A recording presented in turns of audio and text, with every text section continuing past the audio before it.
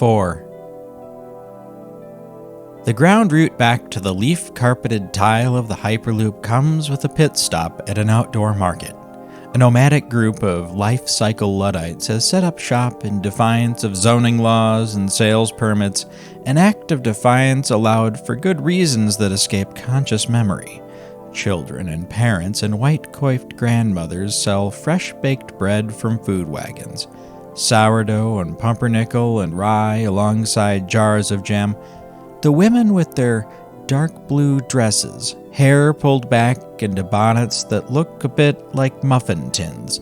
The men sporting beards beneath white-brimmed straw hats, the entire assemblage sheltered in the shadows of a paper mill complex, giant stacks dwarfing evergreen trees, a maze of pipes running through jack pine, causeways weaving between saplings and broken lengths of conduit, tubes snaking down the slope from the hangar and its adjoining production buildings, everything connecting to crumbling water treatment stations on the banks of the Wisconsin River.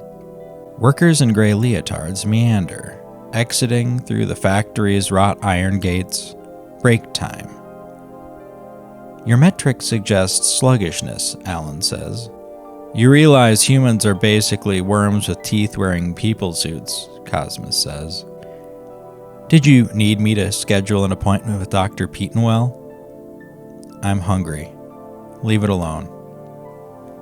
One day soon, Cosmas knows, the authorities will send a sheriff to evict the entire life cycle ensemble. A bronze star on a brown uniform descending from the sky, a lawbringer prepared to tase everyone in sight. Injections dispensed to anyone possessing undocumented offspring. For a few short hours, it will be pandemonium. Some will scale nearby trees, others will brandish rolling pins. A chorus of sirens will drive birds from nests, squirrels and chipmunks chattering at grown men knocked unconscious by tranquilizer darts fired from the underside of an aerocruiser, only to awaken with citations stapled to their foreheads.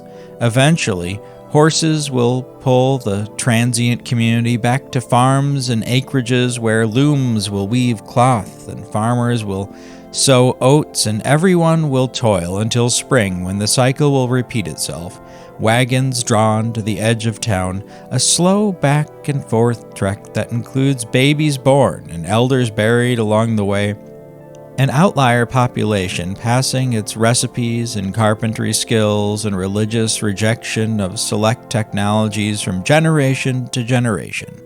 A group that exists by way of cultural legacy and handwritten doctrinal tomes as opposed to a journey of steadfast biological immortality.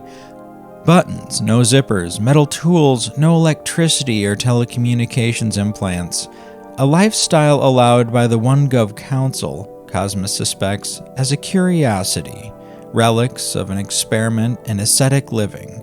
Livelihoods on display to remind everyone that without consultations and therapies, youthful pallor fades, hair thins on the crown and grows thick in the ears, noses become oversized, faces hang like shapeless clothing, skin untethered from jawbones, cheeks glistening like wax. If a wagon gets damaged in the act of being expelled, if the sheriff overturns a vehicle packed with textiles and iced meats, protests will fall on deaf ears. Rights come with participation. Everyone has the freedom to speak. Nobody has the guarantee of being heard. Cosmas buys hard rolls that come with marmalade and buttery pats. He hands the woman at the window a copper BB frozen in resin. Since the OneGov transition, there have always been alternate currencies, everything from peanuts to hydrogen cubes, objects existing in great enough supply to serve as agreed-upon bartering chips. Objects that held their value even as the world moved from money-based rewards to accommodations-oriented structures, apartments and groceries and medical care and entertainment provided as incentives for participation, with a small slush fund of additional walking-around odds and ends available as requested by any hardworking person. Hence the BB. hence the great relief provided by OneGov and the lifting of taxes and credit debt. Vendors fill the autumn morning with the sounds of commerce.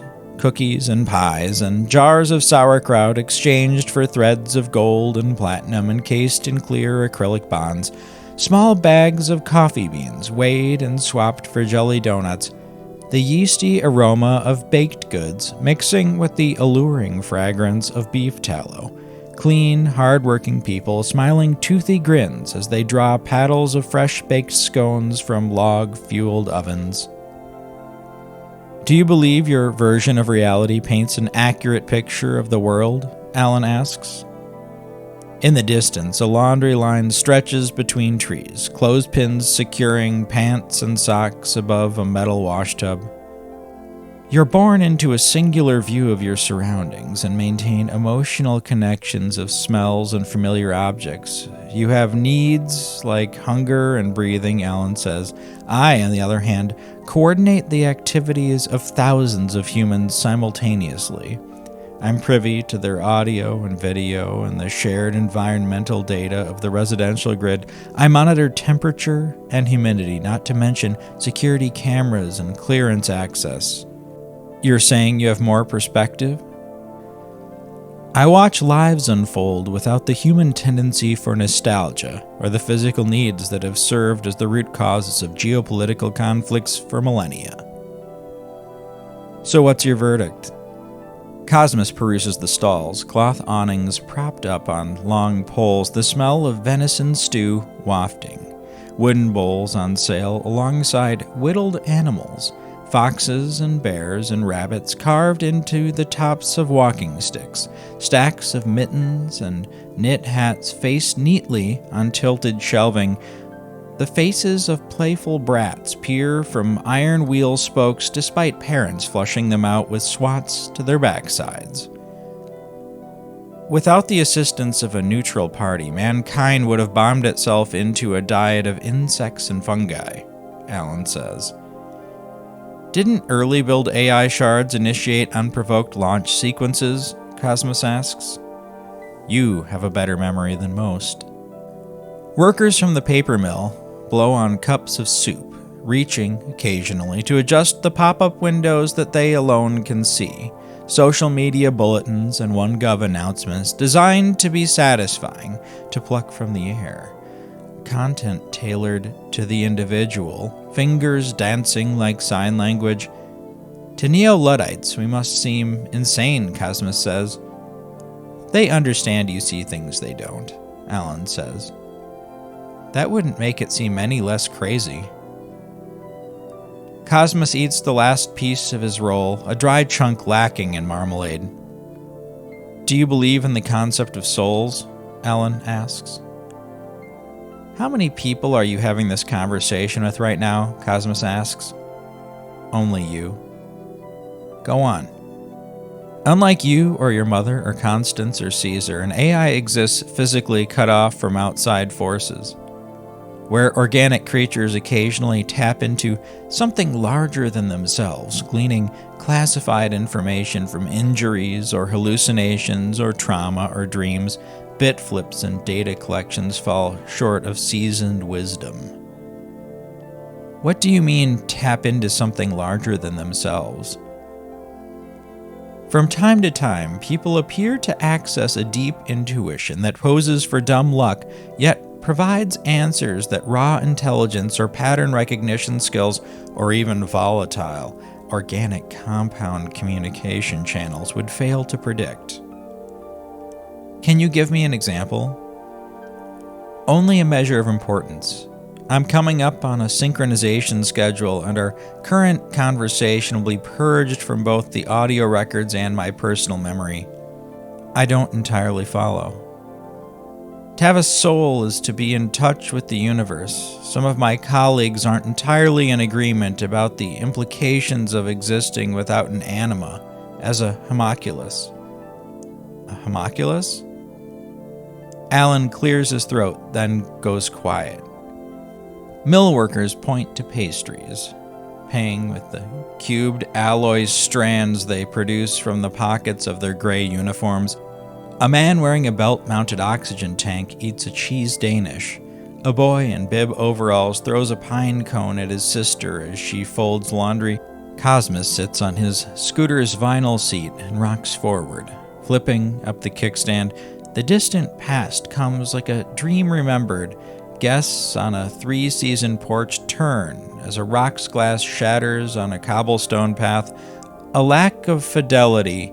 A man shouts, "Your metrics suggest sluggishness," Alan says. "Once I get moving, I'll be fine," Cosmas says. The Order of St. Christopher has assigned extra shuttles to the Hyperloop, patron saint of travelers.